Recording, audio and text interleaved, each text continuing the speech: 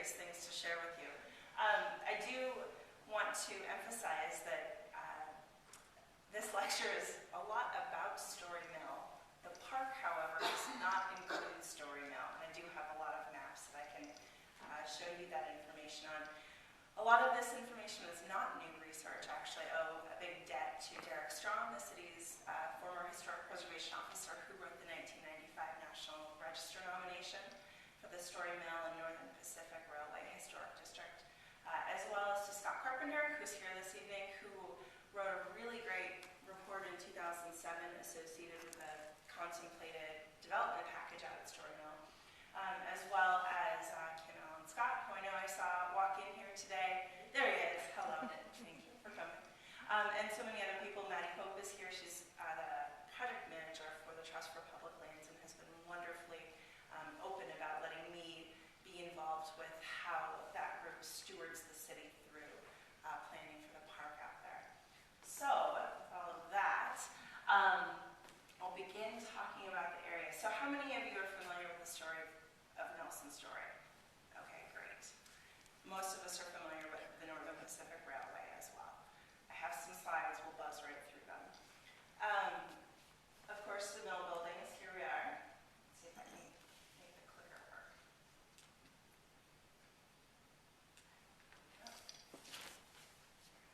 All right, we'll do it this way. So, a little bit of orientation first. This is a 1947 topographical map of the area north of Bozeman. And one thing you'll notice is that it does not have the interstate highway on it, which would of course go right along Rocky Creek and the East Gallatin through here. And I bet Maddie has shared my frustration, and Scott and everybody else. It seems like Story Mill is always right on the edge of the map, so I'm always trying to stitch these maps together to make them make sense. One of the really interesting things about this site is that it's a unique combination of topography and natural resources and transportation, and they all came together right here at the tip of what we now call the Story Hills. And that's right where a couple of streams come together to form the East Gallatin River. Thanks. There we go. There we go. Okay. So we've got, and these are going to be important. So Rocky Creek, Bozeman Creek, Bridger Creek, and Lyman Creek, and they all come to form the East Gallatin right there. And topography would also be important for transportation, since the railroad would follow the easiest grade up over Bozeman Pass, which was, of course, the highest point on the Northern Pacific line. We'll be talking a lot about this area between kind of just south of Sunset Hills Cemetery up to Lyman Creek and the Bridger Creek drainage there. And the park, just to give you a sense of, the park is large in terms of space, but in terms of the cultural landscape that we're going to talk about tonight, it's actually not a huge component of it. And I've very roughly outlined it in green there. So, of course, to start at the beginning, in the 1860s, development of Montana Territory was really hampered by the lack of transportation. And so, if you wanted to come to the goldfields in Bannock, or Virginia City, or Helena, and then over to Bozeman maybe, you had the option of coming across the Oregon Trail and going north, coming up the Missouri River and getting in a stagecoach and still going by horse or by wagon, or to come across maybe south of South America, and then up the Columbia River and up the Snake River to Fort Walla Walla and come across the Mullen Road. Given that my family's in eastern Washington, we travel the Mullen Road, or I-90, all the time. Every time we go through there, I'm always reminded of that, what that journey felt like. In 1863, after being in Virginia City, John Bozeman decided there's got to be a faster way to do this. I also don't really like mucking around in the water, and I think I could make more money leading people here than I could trying to mine. So he blazed what we call now the Bozeman Trail, which was a cutoff route from the Oregon Trail.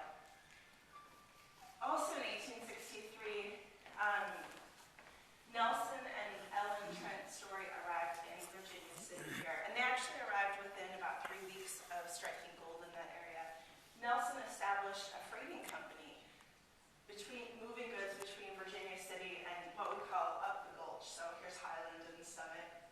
And this gold field stretched all along Alder Creek and Alder Gulch. They were so successful that they eventually were able to buy a gold claim in Highland, where Ellen opened a bakery. Now, if you bake, you know that baking at high altitudes is quite the feat, and I can't imagine doing it on a wood stove without a huge kind of cupboard of things. By 1866, they show up in Bozeman, where Nelson's decided to expand his mercantile operations and start to freight things all throughout the territory. Bozeman, of course, as you all know, was founded as a supply point for travelers on that Bozeman Trail. So that gets us kind of to where we're all where we knew we've covered all the bases, we'll say. So by the 1870s, this is actually a photograph of East Main Street in 1872. You can see kind of the Story Hills back here and the Bridgers. By the 1870s, Nelson Story has contracts to deliver supplies to Fort Parker, Fort Ellis, up to Virginia City, and kind of throughout the region. He also has established a ranch headquarters, which is that red dot up there, right at that tip of where that topography ends. And this map shows kind of the location of Fort Parker and Fort Ellis and Bozeman. And you're going, wait a minute, Courtney, you missed a step there. What about his cattle drive? So this is the part where it's better to be lucky than good, right? So yesterday, I'm kind of putting together all the images, and I called my friend Kim Allen Scott at the MSU Special Collections, and I asked him, have you ever seen a schematic drawing of Story Mill and how the water powered all the milling equipment? I'd seen one for the Bozeman Brewery, and I hoped maybe someone made one. He said, no, but I have to tell you, there's no archival contemporary evidence of Nelson's Story ever doing a cattle drive. Right? Okay. And he said that, and I had to kind of stop for a second. Wait, what? And Kim really validly pointed out, look, nobody in the 1860s mentions some guy arriving from Texas with a whole herd of cattle. Don't you think they would have mentioned that?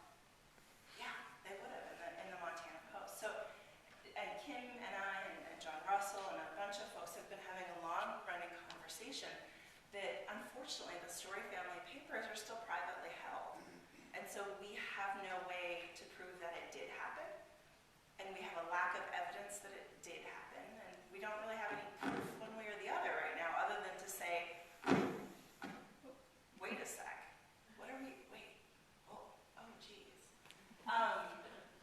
What I think Ronald Reagan would say, trust but verify. So that story really got started, I think, in the late 1880s when someone reported the story that he had met Nelson Story at Fort Phil Kearny, that they'd snuck all these cattle around and they'd driven them into the Paradise Valley, and thus Nelson Story started the stock raising industry in Montana. And it's a great story. I mean, Lonesome Dove is a pretty good book. But then you go, oh, where's the evidence? Oh, man. So that was, again, better to be lucky than good. That was kind of revolutionary for me yesterday. And so I went and dug and did a bunch of research, and we'll be able to share that to you. So whether Nelson's Story drove cattle in 1866 or he didn't, we do know that by 1872 he had located a ranch headquarters near the Story Mill location, and there are a number of archival documents that talk about his herd of horses. He was running somewhere between 700 and 800 herd of horses kind of throughout the region. This is a Avant Courier article from January of 1872 that talks about the effect of the weather on his horse herd. So, okay, he has it might not be a cattle ranch, but he has at least a need for a ranch headquarters. And that's, a lot of that grazing land was up on what's now called the Story Hills. These are the first use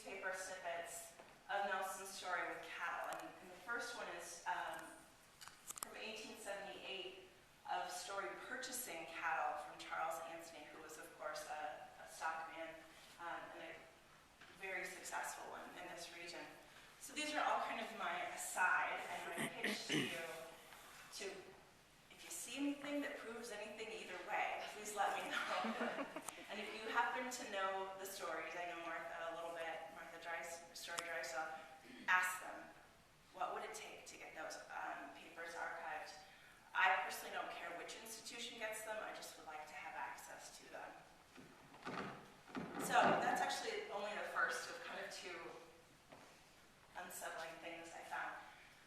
So Story's got a ranch headquarters. Bozeman is growing. The railroad arrives in 1882, or the first train arrives in 1883. The Northern Pacific, of course, plats a big right-of-way through the northeast side of town. And if you've seen some of my other lectures, you'll remember that Bozeman's unique because it existed before the railroad. In most western communities, the railroad platted the town, and so the passenger depot, like in Livingston, it was really the heart of the commercial area. Bozeman, instead, was stretched out along this long Bozeman Trail, and that's kind of why our Main Street continues to just grow east and west rather than go north and south, although we are seeing some development like that now. So they plat this right-of-way, the railroad arrives, it brings in shipping, and Nelson Story at the same time decides this is the time to establish a mill on this site. You know, he was a pretty smart guy, and he acquired this property for its location with regard to topography and with regard to the ability to manipulate a natural resource, water, to power something. So the yellow here are the lines of the Story ditches, and you can see he's, I call it jumping, I don't know what else to call it, but he's jumping water out of Bozeman Creek over into Rocky Creek, and then taking it out of Rocky Creek to the mill. And then there's kind of a pond or a marshy area there along Lyman Creek, where Lyman Creek and Bridger Creek come together, and he's pulling water out of there too. So he's used the topography to channel all of this water to this one location. At one point he was taking like 5,000 inches of water out of Bozeman Creek and Rocky Creek alone. I think it's really interesting to note too, so this is 1882. Within 10 years, electricity was pretty common in Montana. So with 10 years later, the mill might not have been water powered and it might not have needed to be located where it is. Kind of a curious, which is one of my favorite words, This bird's eye map, really, you can really see that effect on the landscape here. At the back side of this, there's the Story Hills and the mill, and you can see what that ditch cut looks like. And you can also see, so this is Bozeman Creek right here, and this is the mill ditch, kind of curling around the Northern Pacific's rail yards. This photograph is actually a little bit later, but I included it because it shows this really great Rocky Creek stream bed and how, I don't know what's causing that, I apologize. There we go, let's start with that. You can see how much it, would obviously ebb and flow and move in kind of that drainage area with high water events and whatnot. So, 1882, this is 1882-83. I love this photo because you can see the effect on the landscape of those water ditches. So this side is Rocky Creek, and this side would be Bridger Creek and Lyman Creek. And look at the cuts in that hill up there. That's pretty impressive. And of course, he immediately starts employing people, and Story had a number of employees throughout his many varied business ventures, but I love this photograph. I think they're sitting on the north side of that building. So, again, you're going, Courtney, you skipped a part. What about the part where Nelson Story horse traded with the Northern Pacific and said, I'll let you have some of my land for a right-of-way if you build me a spur railroad line to where I'm going to develop a mill? Well, the evidence actually indicates otherwise. I found an 1886 article that talks about Story building his own spur line. Now that's, what is that, probably 20 words? I don't know, can 20 words undo like 40 years of adopted community history? But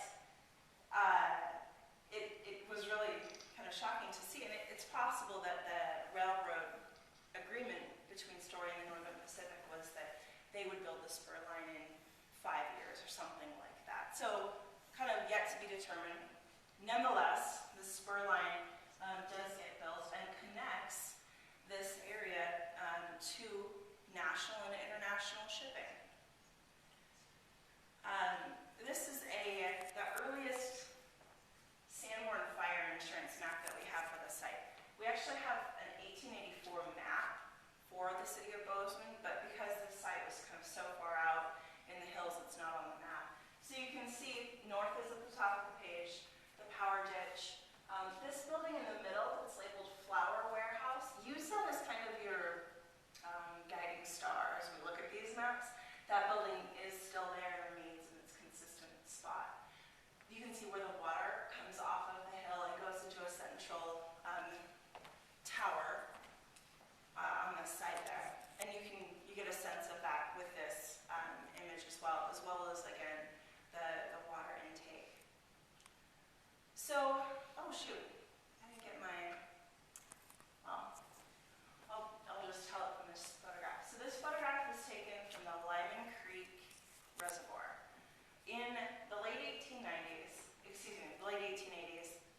the city of Bozeman tried a number of times to have a private company develop a water system. And the city said, we want to have the first right of refusal to buy it, but we don't have the capital to go out and build it ourselves. So after two failed attempts, on the third try, they finally worked out a deal with Walter Cooper. And Cooper partnered with a whole handful of people and got an ordinance passed by the city saying, okay, you have 2 years to get a water pipe, a wooden water pipe, I should add, from Lyman Creek to the city limits, which at that time were on the corner of Church and Peach. And so if you're familiar with that topography, I read the ordinance and I'm sitting there thinking, wait, they ran a wooden water pipe underneath the East Gallatin River? Was that sanitary? How do you keep stuff from getting in there? Nonetheless, they started to get going on this work, and Nelson Story said, whoa, I own those water rights, which they knew would be a problem. The real problem was that the amount of water in Lyman Creek had always been overestimated. And so Nelson Story ended up filing a lawsuit. It took about a year to be resolved, and eventually the city was able to build the Lyman Creek Reservoir. But when you stand up there and you look down the hill, you look right down the creek drainage there, you can really see, man, it fed right into Story Mill there. The need for that natural resource of water to power machinery for industry. These are great photographs. We're jumping ahead a little bit in time, but they're from the engineering division. I love this. You can just barely see old wood main right here, and they're putting in ductile iron pipe right in front of the Story Mill buildings. I should, kind of an aside here, is that the city engineer in 1908 wrote a letter to the city council in about, I think it was the 1st of September, essentially saying, hey, you guys, there's 3 inches of water in the Lyman Reservoir. It's our hottest and driest part of the season. If we have a fire, we're screwed.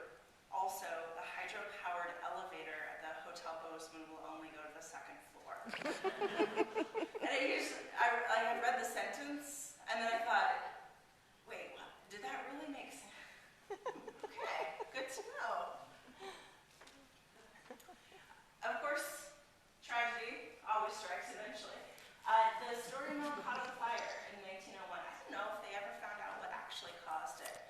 The newspaper articles of the time period couldn't identify a cause. And it was a pretty catastrophic event in Bozeman. It was one of the largest employers in the valley. And so you see newspapers from across the region talking about what happened. And man, so my dad's a football coach. I'm used to people speaking loudly to me. But I would not like to be that guy. No. Sorry, Mr. Story, we can't put out the fire. We're just going to have to let it go. So you see, kind of, the other interesting thing is that they were really sure how much the loss was and how much the insurance would somewhere between $100,000 and $200,000. Sometimes all of it would be covered by insurance, sometimes none of it would be. Nonetheless, by October, Nelson Story is saying, we're going to rebuild this thing and we're going to rebuild it like brick. And you can see here, Nelson Story has let a contract for 1 million brick to be used in the erection of a new flour mill in Bozeman, which is pretty substantial. One building did survive that fire, and I apologize, these aren't fantastic photos, but this is the flour warehouse that I pointed to on the earlier Sanborn map. And you can see that it is the oldest building on the site. It was probably built of what those of us who work in this field call the old Bozeman brick, where it's locally fired, not always of the highest quality, and really prone to crumbling apart pretty quickly. And we're seeing that in this building. I don't have the photo, but the current real estate agent has a photo of the inside of the roof completely collapsed on that building. And right at the edge of it, you can kind of see it right here, is this power transformer, which is one of the main lines to Bridger Canyon. So that'll be an issue for stabilization here pretty quickly. In rebuilding the mill, or the complex, I'll call it that, Story changed things, or actually by this point he turned it over to his son, Thomas Byron Story, to rebuild the site and to operate it. The mill equipment itself, where the water came in, where the actual belts and things like that moved, materials stayed in the same spot. But he reorganized, or the layout was reorganized to be more efficient and to recognize the continued growth and dependence on the railroad for transportation. So this elevator building was new to the site, and it's actually built of 2x8s, maybe not 2x8s, but dimension lumber stacked this way, so that the long part of the board goes horizontally, and the widest part of the board forms the wall. And it was done like that to create structural stability from the weight of that grain on the inside. And it's a really common cribbing technique. You can see the main mill building there, and then another flour warehouse as well. This map is from a little bit later, but I wanted to show it because it shows, here's the city's water line coming through right at the same time. And so it's certainly a site of a lot of activity. And I'll use this map a couple more times. You can see as well the tail race where the water came out of the mill. Of course, the mill wasn't holding on to water. It wasn't like they were distilling spirits. They were just using it to move machinery and then passing it along its way. Now, there are some things on this site. This green is very roughly portions of the park. And actually, as I look at this, I realize I'm misrepresenting it. The portion of the park goes to about right here, I think.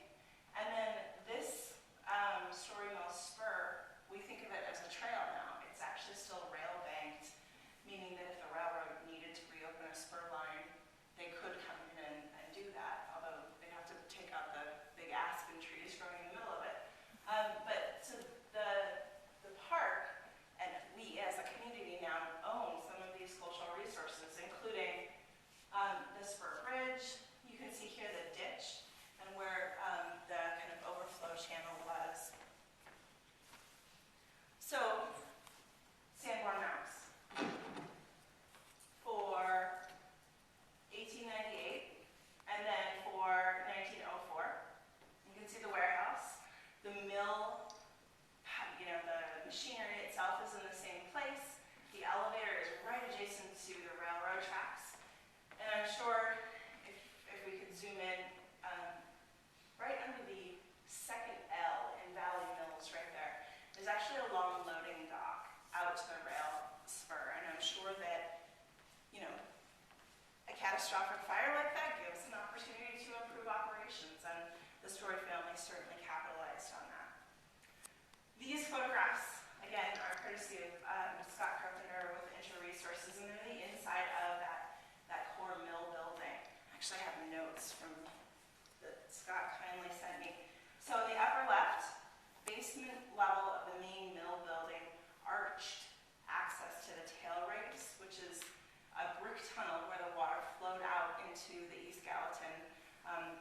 still be located under Griffin Drive.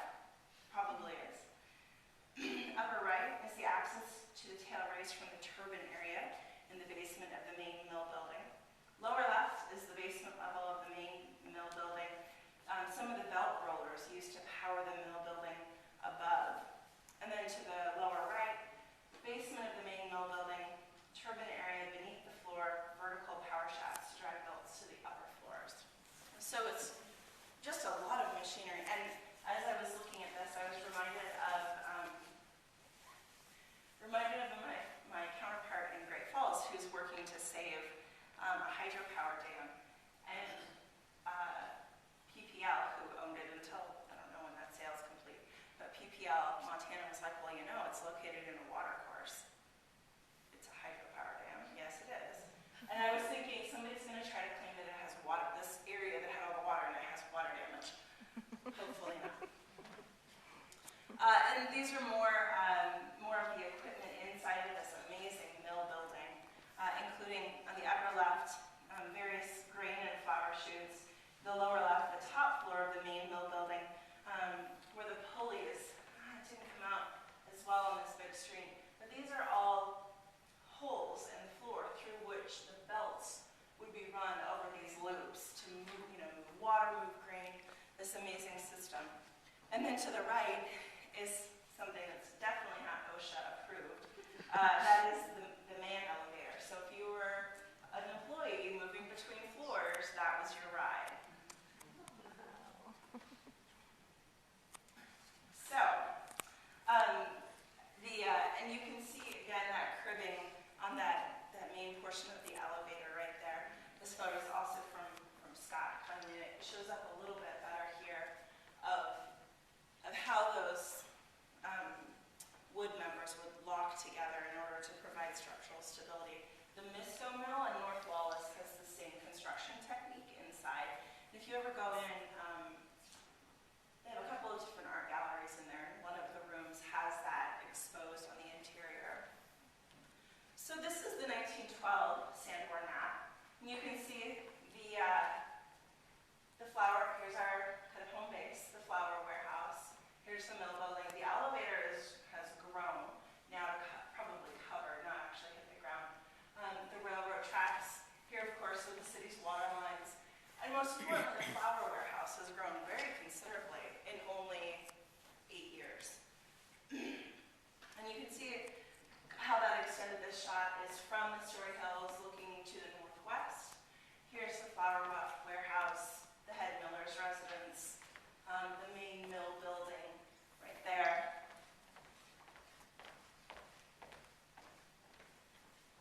And I love this. I love, photos of people in buildings.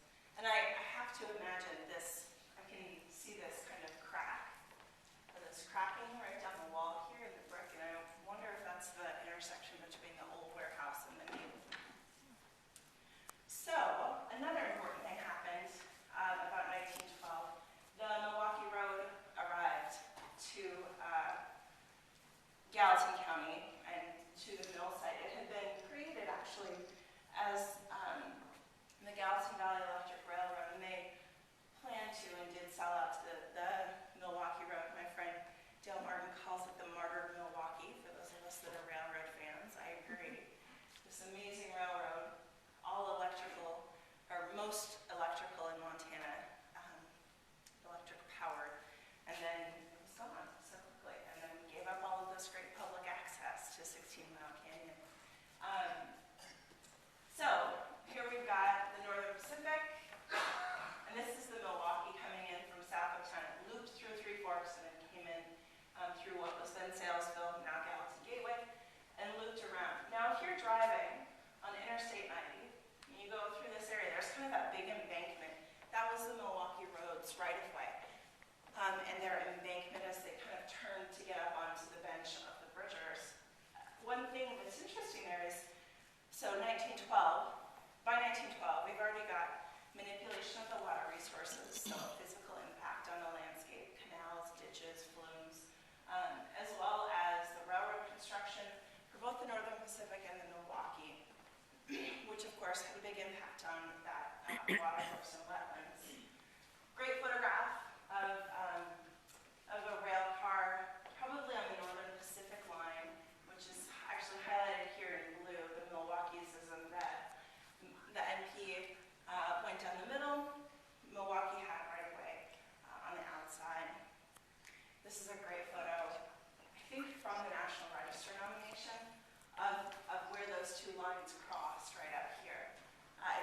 amazing to see how much that area has changed already. I guess the National Register nomination is about 20 years old. So for those of us that are Milwaukee Road fans, we actually bought a Milwaukee Road bridge. It's not a very fancy one. It's not an iron one. It's probably nothing like the ones in 16 Mile Creek. But it is, I believe that's what this is, located right here in the park area. You can also see portions of the power ditch and the flume in that photo up there that will be visible from that portion of the Story Mill Area Park. This map, drawing, or diagram, we'll call it that, is from 1918. During World War I, grain prices went through the roof because most of the French fields were battlegrounds. And the Story family made some, well, what they've said were poor investments. After finding out about maybe not the cattle drive, now I'm like, everything's suspect. I don't know what happened. But they will claim they overinvested in the sheep market. Sheep was high because of wool. The war ended, the bottom fell out of sheep, and ag commodity prices fell as well. So they sold a lot of property pretty quickly, including, of course, the TV Story Mansion on South Wilson in 1922. But this map was done by C.S. Thorpe, who was a surveyor. He was actually the city's first engineer. And I don't know how much he actually worked for the city. I think he might have been part-time. But he has an amazing archive. And you can see the parcels of land that he started to kind of piece out for TV Story to sell. And it shows very clearly the milling complex, which the Story family did sell in 1918. Milling continued to occur on the site. The Montana Flour Mills Company came in and actually built these, not the shiny ones, the matte white concrete silos. Pretty quickly they show up, and you can see the continued use of rail access. What I find really interesting is the size of this transformer, I guess is what we would call it, but the size of this electrical equipment here. By the 1920s, there was a combination of hydropower or water, hydropower, and electrical power to run the milling operation. Again, the map of the railroads and a little bit of a close-up. In the 1930s, Malcolm Story, TV Story's son, so you've got Nelson, Thomas Byron, Malcolm. Malcolm had been living in California for quite a bit. He came back to Bozeman and established the Gallatin Valley auction yards. So the family did eventually get into cattle ranching, and they were aware that to ship cattle to Chicago meant that you were shipping them to the buyer without ever seeing your buyer face to face and without negotiating with them face to face. And that was true of most of the cattle ranchers in southwestern Montana. So TB said, all right, well, we've sold the mill. We've essentially sold everything from the Milwaukee Road this way. And we've sold quite a bit of this area, but we still own the ranch headquarters. And it's right next to the rail line, so we started the Gallatin Valley auction yards there in order to be able to use grain from the mill to feed the cattle and to ship pretty easily. At the same time, they sold excuse me, I'll back up here. So you can see, just out of the corner of this picture, some of the stockyard fences that were there. And there's the stockyard. I should note, actually, TV Story is rumored to have reused a lot of the 1872 Story Ranch headquarters buildings for the stockyards. There was a fire in 1951 or 52, so a lot of those 1870s buildings were burned, but Malcolm, I'm gonna get my stories straight here. Malcolm reused a lot of the materials. So I think it's probably a little confusing for those of us that are in old buildings to be out there and go, wait a minute, why is something from the 1920s behind something from the 1940s behind something from the 1910s? Like they're out of order, which is probably a quick way to confuse me at least. So, pretty quickly here,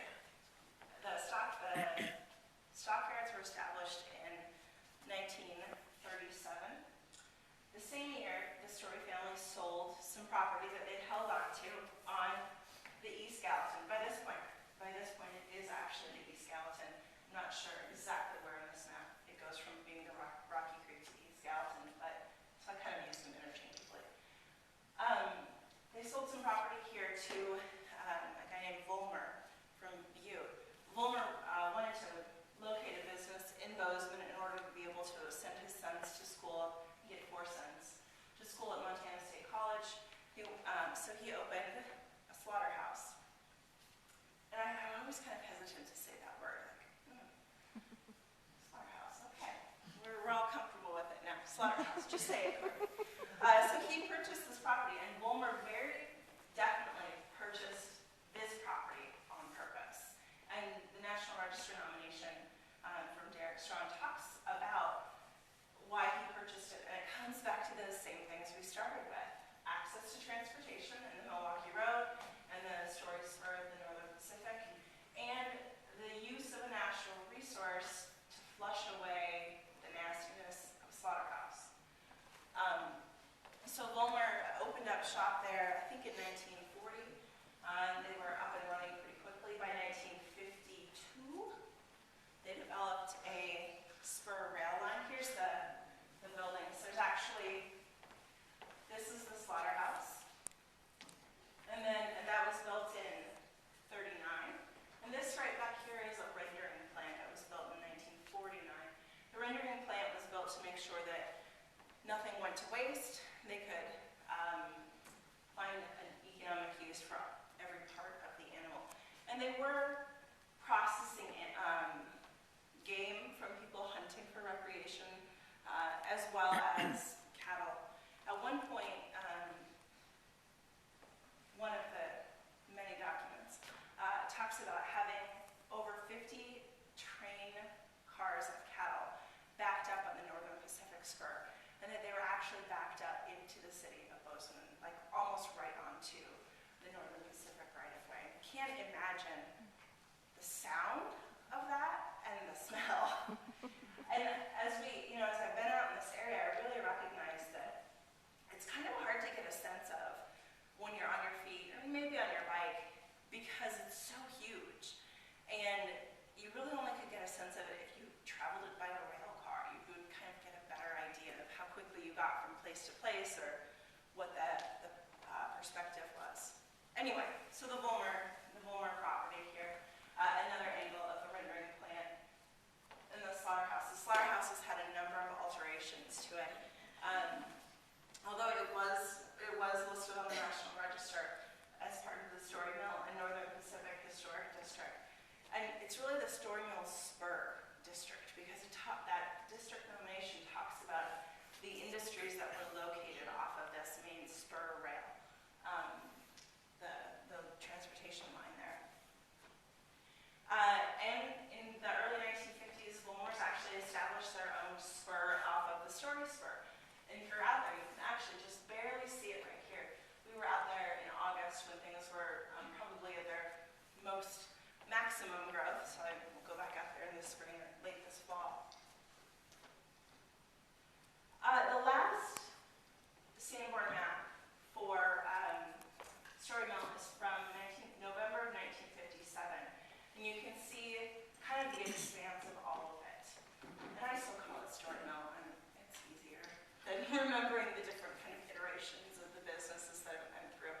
But so we've got the concrete grain bins, and then they had added these big steel grain bins as well, and still using the various rail lines. You can see those grain bins from this photograph. You can also see the stockyard operation in the background, as well as the development of the mobile home park there, which was, some of Bozeman's low-income housing. And this is a whole other tangent I hadn't thought I was going to talk about, but in the mid-1950s, we went from doing like the very basic bungalow as our workforce housing to a mobile home. And we're coming up on a point where we have to start thinking about mobile home parks as potentially historic. And so I understand for a lot of us that's really kind of hard to think about. We're so used to historic meaning big and pretty and on a foundation. And so to say something like that is certainly a big mind shift for me as well. It's kind of like saying split-level entry homes might be historic. And I was like a month into my career with the city, and I said, the day we put one of those on the National Register, I'm done. And it was like 3 weeks later. I even filled up my retirement paperwork. Hey, wow. It's a big statement.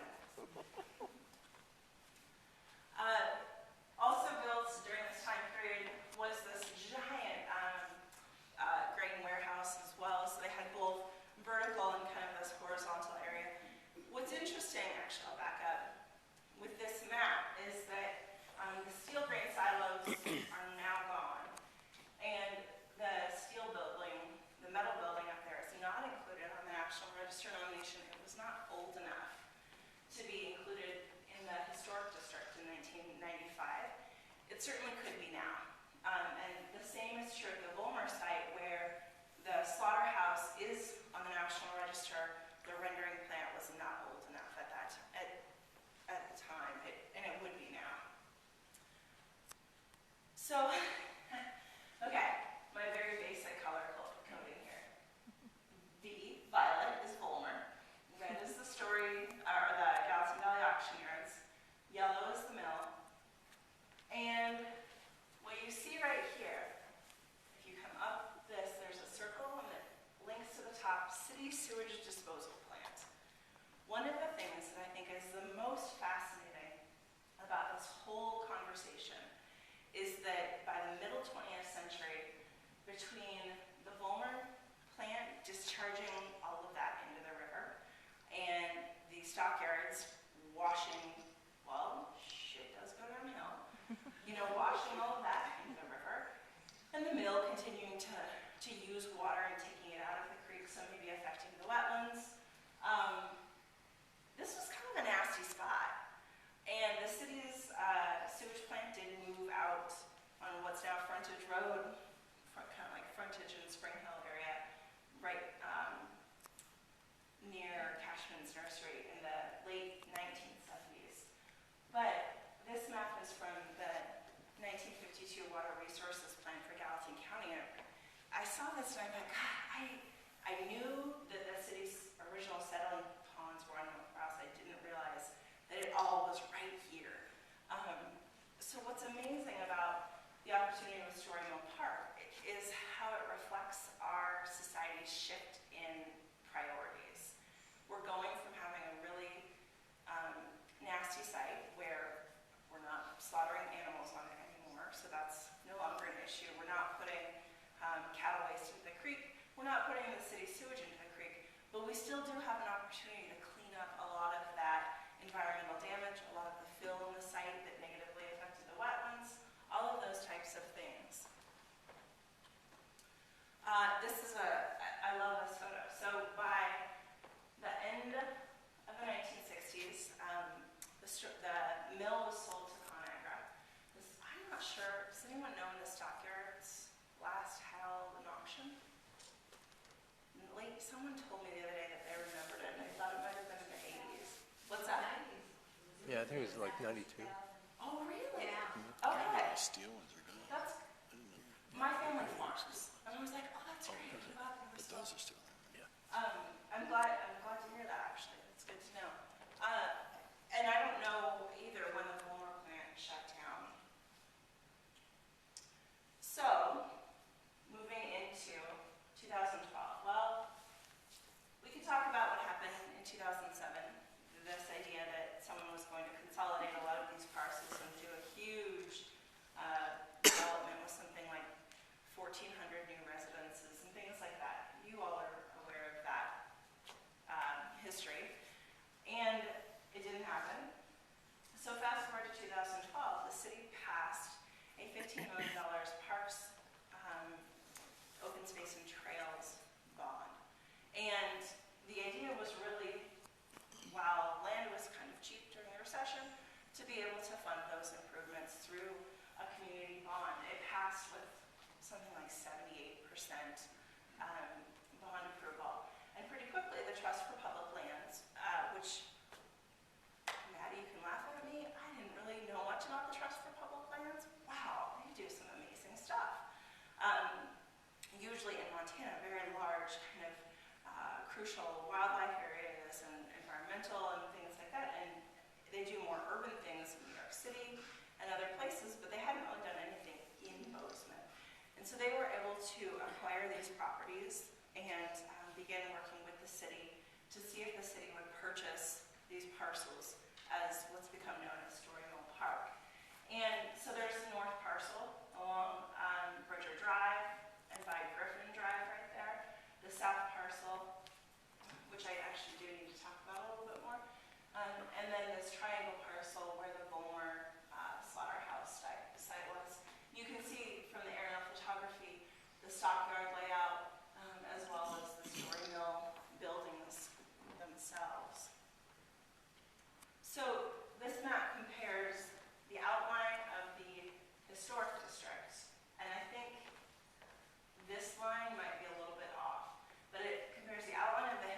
district with the outline of the Story Mill Park area. And what you'll notice is this ranch and this big pond right here. And the first time I looked at it, I thought, oh dear, what's going on with that? And so I called Maddie, and Maddie said, oh, it's in really rough shape. It doesn't look very historic, what have you. Oh, okay, so I pulled off the shelf this really great report by Scott Carpenter from 2007 about the history of all of these kind of outlying properties. It includes great information about Story Mill, but for me, I felt like I knew enough about the mill. I needed to know about these things. And this property was actually, the land was patented from the U.S. government in 1875 by William McKenzie, who was John Bozeman's childhood friend and who shares a grave with John Bozeman. Sorry about that. So, and then McKenzie went on to have a lot of business dealings with Nelson Story, and so you can, to be patented, and then the deed research kind of indicates that he sold it to Elias Story, who gave it to Nelson Story, and then it went out of the Story family. The buildings don't appear on tax records until the 1920s, and then this is a case of where old buildings are not necessarily historic buildings. They've been so far altered that they don't look anything like they did in the 1920s, and so they're not actually historic. So those buildings actually will come out. The pond here was actually installed to drain a lot of this wetland and to make it into arable ground for running cattle or for harvesting hay. These are the McKenzie buildings. This building will actually be kept as a bird watching and kind of wildlife viewing station, but you can see the other buildings have had a lot of alteration over the years, and so they don't have any what we call historic integrity. This map is from the City of Bozeman's GIS department, and they do a fantastic job. And what they've done here is put the wetlands and all of kind of the crucial riparian areas on the map, and you really get a sense of how much this area by the mill up there has been changed over time, and how the interstate also kind of exacerbated the problem that was started by first the Northern Pacific, and then by Nelson Story, and then the Milwaukee Road. And so the Story Mill Park Plan includes opportunities to restore wetlands, to bring the water level back up, to provide habitat for fowl and fish and deer and what have you, as well as improve water quality. Now my husband's a civil engineer. Until very recently he worked for the city, thus our obsession with railroads and the history of a waterworks. But one of the interesting things about the City of Bozeman's infrastructure is that our sewage plant is the new one that was very recently remodeled with a $50 million bond, which is still the most expensive public works project in the state of Montana, other than Fort Peck Dam or the interstate. It creates the highest quality effluent, the stuff that comes out, that is technologically possible. And the Army Corps of Engineers tells the city that's not good enough. And the city's like, wait a minute, we got this approved by you before we built it. And you said it was fine. So long story short, the issue is that the water coming into Bozeman, in Bozeman Creek and Rocky Creek and Bridger Creek, already has users upstream who, there's cattle and things like that go into the water, and so they degrade the water quality.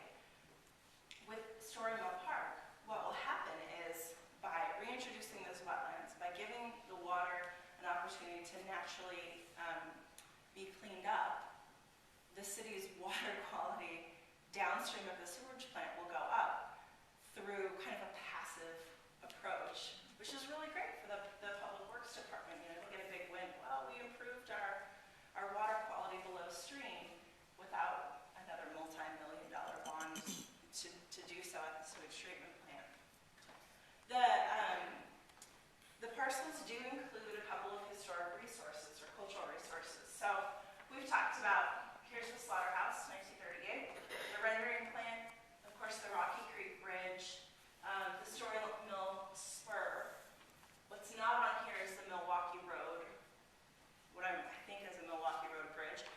actually not in the district nomination, and I'm not sure what the story is there. So it includes the Volmer site and a couple of landscape elements on that. Here you can see the railroad and the cattle access going into the spur as well.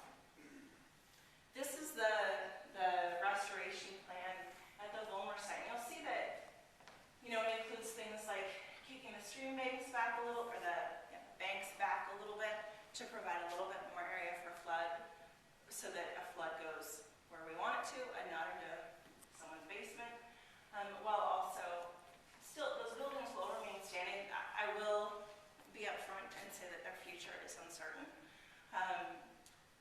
The city, of course, has guidelines and has standards for how you demolish a historic building, and we will rigorously apply those standards to ourselves in terms of the future of the Volmer site.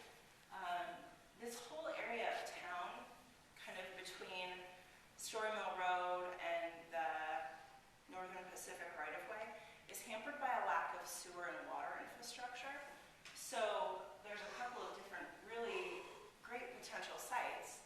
You just have to run a multi-million-dollar sewer line to them first. And so those are realities that we'll have to face, but as a community, we are obligated, of course, to apply the same standards to ourselves that we do to private property owners. And we'll do that here with the Volmer site as we work through that in a public process. And of course, it's such a great opportunity to provide public access to the stream, to be able to get people down into the water, provide green space and open space in the area, and in an area of town that doesn't really have such a large park presence. The south side of town has Cooper Park and a couple more what we're beginning to think of as pocket parks. The west side of town has the regional park, and most of the newer subdivisions include some type of a park or trail corridor through them. But the northeast side of town doesn't have that as much, and so this will provide that type of access. And I should add, I forgot to say this earlier, the phrase "in the shadow of Story Mill" is completely not mine. I stole it from Maddie Pope, who often uses that phrase to talk about the park. Because it's true, these buildings are so recognizable. I mean, I can be on a bike ride in Triple Tree and see them. I can be coming down the interstate and see them. I love coming east on Griffin Drive in the morning after I drop my daughter off at daycare, and the sun's coming up behind the Story Hills, and they're just silhouetted right there. The green silos especially are so iconic for Bozeman, and they show up in the background of so many photos. I had like 3 Facebook photos pop up yesterday of people who'd hiked the end. There's Story Mill.